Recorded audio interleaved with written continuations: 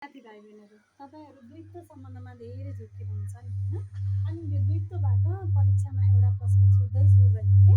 द्वैत अनुच्छेद दिन्छ अनि अनुच्छेद लिएर दिएको अनुच्छेदबाट द्वैत प्रक्रियाबाट बनेको शब्द पहिचान गरी त्यसको निर्माण प्रक्रिया देखाउनुहोस् भनेर भन्छ हामीलाई परीक्षामा। त्यसैले यो एकदमै महत्त्वपूर्ण टपिक हो। त्यो भएर चाहिँ हजुरहरूले एकदमै ध्यानपूर्वक हेर्नुहोला। जुन भिडियोमा द्वैतको बारेमा प्रष्टसँग बताइएको छ, नबुझेका कुराहरू चाहिँ एकदमै ख्याल गर्नुहोला अनि नोट गर्नुहोला, टिप्नुहोला है त। ल हेर्नुहोस् है, द्वैत भनेको के हो? द्वैत भनेको सबैभन्दा पहिला हजुरलाई बुझाउनको लागि मैले दोहोरिनु भन्ने शब्द लेखेको छु है यहाँनिर। दोहोरिनु भनेको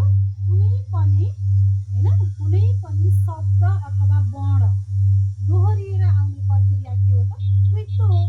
दबाट दोहोरिने भन्ने सम्झिनुहोस् है त, तपाईँले सम्झिनको लागि मैले शब्द अथवा वर्ण दोहोरिने प्रक्रिया द्वैत हो। यसरी शब्द वा वर्ण दोहोरिएर पनि नयाँ शब्द निर्माण हुने गर्छ। उपसर्ग, प्रत्यय, समास, द्वैत, सन्धि आदि प्रक्रियाबाट नयाँ शब्द बन्छन् नि त। त्यसमध्येको द्वैत प्रक्रियाबाट पनि के हुन्छ त? नयाँ शब्दको निर्माण हुन्छ। हेर्नुहोस् है, द्वैत भनेको दोहोरिनु हो। यसरी कुनै पनि वर्ण वा शब्द दोहोरिएर नयाँ शब्द बन्ने प्रक्रियालाई चाहिँ के भनिन्छ त? द्वैत भनिन्छ। बुझ्नुभयो नि? अब हेर्नुहोस् है, शब्द कसरी दोहोरिन्छन् र नयाँ शब्द बन्छ। कहिलेकाहीँ अनुच्छेदमा के दिएको हुन्छ? पानी पानी एकै ठाउँ दिएको हुन्छ, घर घर एकै ठाउँ दिएको हुन्छ, आफ्नो आफ्नो एकै ठाउँ दिएको हुन्छ, तातो तातो एकै ठाउँ दिएको हुन्छ है। त्यसरी चाहिँ द्वैत बनाएर तातो पनि दिएको हुन सक्यो, आनी बानी पनि दिन सक्यो, भात सात पनि दिन सक्यो है। अब यसरी चाहिँ द्वैत प्रक्रियाबाट शब्द निर्माण गरेर त्यहाँ दिएको हुन्छ अनि पहिचान गर्न भनेको हुन्छ। ख्याल गर्नुहोस् है। ल यहाँ हेर्नुहोस् न, मैले केही शब्दहरू लेखेकी छु होइन? ती शब्दहरू अनि कसरी बनेका छन् हेर्नुहोस् है। यहाँ पानी पानी लेखिएको छ, हेर्नुहोस् त। पानी अनि पानी, पानी पानी मिलेर के बन्यो त? पानी पानी बन्यो। अनि के कुरा ख्याल गर्नु होला भन्दा दोहोरिएर बनेको नयाँ शब्द चाहिँ एउटै डिकाभित्र लेखिएको हुन्छ होइन? एउटै डिकाभित्र भनेको यो पूर्ण द्वैत भएर बनेको शब्द हुन्छ नि, यो चाहिँ एउटै डिकाभित्र हुन्छ है। पानी प्लस पानी मिलेर पानी पानी भयो होइन? घर प्लस घर बराबर घर भयो है। यसरी चाहिँ सबै दोहोरियो। शब्द दोहोरिने खास प्रक्रिया चाहिँ तीन प्रकार हुन्छ। एउटा पूर्ण द्वैत भन्छ, एउटा आंशिक द्वैत भन्छ अनि एउटा अपरिवर्तित द्वैत हुन्छ होइन? शब्द पुरै दोहोरिन्छ अथवा वर्ण पुरै दोहोरिन्छ भने त्यसलाई पूर्ण द्वैत भनिन्छ होइन? अनि एउटा अंश, एउटा शब्द चाहिँ पुरै आउँछ अनि एउटा चाहिँ अंश मात्रै, एउटा वर्ण मात्रै आउँछ भने त्यसलाई चाहिँ हामी आंशिक द्वैत भन्छौँ। अनि एउटा शब्द पुरै दोहोरिने र एउटा शब्दमा अथवा एउटा वर्णमा ध्वनिमा के हुने त? परिवर्तन देखिने द्वैतलाई चाहिँ हामी के भन्छौँ? अपरिवर्तित द्वैत भन्छौँ।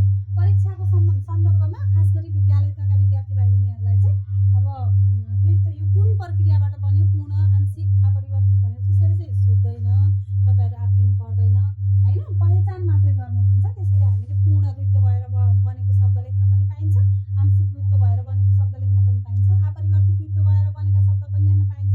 ल हेर्नुहोस् है, यो पूर्ण द्वैत भएर बन्यो।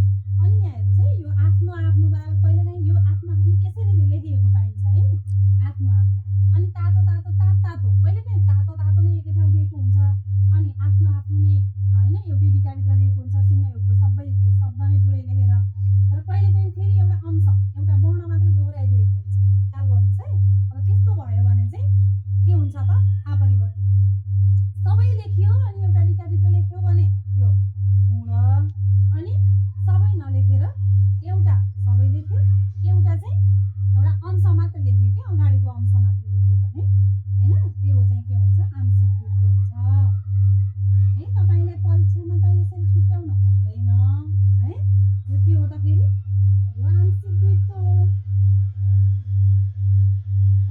तपाईँले चिने मात्रै हुन्छ हुन त है, तर मैले बुझ्नको लागि मात्रै भनेको।